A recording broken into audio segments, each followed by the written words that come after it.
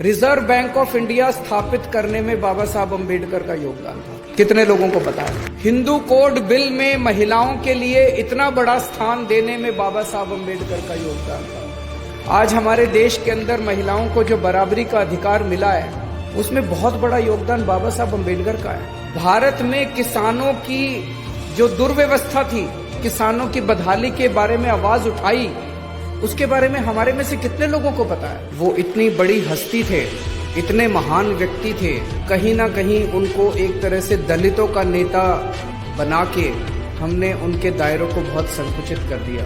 उन्होंने अपने जीवन में दलितों की तो आवाज उठाई ही उठाई। वो खुद उस समाज से आते थे, उन्होंने खुद अपने जिंदगी में बहुत संघर्ष किया, लेकिन उन्होंने समाज के हर उस वर्ग की आवाज उठाई जो समाज का वर्ग दबा हुआ था, कुचला हुआ था और जो अन्याय झेल रहा था।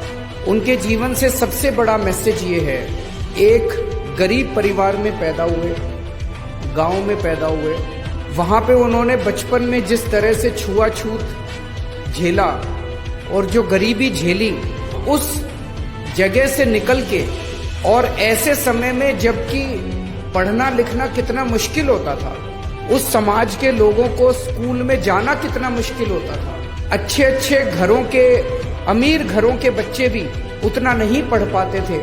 ऐसे में बाबा साहब अम्बेडकर ने इतने गरीब परिवार से निकल के और डबल डॉक्टरेट की डिग्री ली, कोलंबिया यूनिवर्सिटी से पीएचडी की और लंदन स्कूल ऑफ इकोनॉमिक्स से पीएचडी की। मैं समझता हूं आज की डेट में भी 2019 में कोलंबिया यूनिवर्सिटी से और लंदन स्कूल ऑफ इकोनॉमिक्स से, दोनों से डिग्री लेना, डॉक्टरेट की, पीएचडी की, हर व्यक्ति के बस की बात नहीं है। रिजर्व बैंक ऑफ इंडिया स्थापित करने में बाबा साहब अम्बेडकर का योगदान था। कितने लोगों को पता है?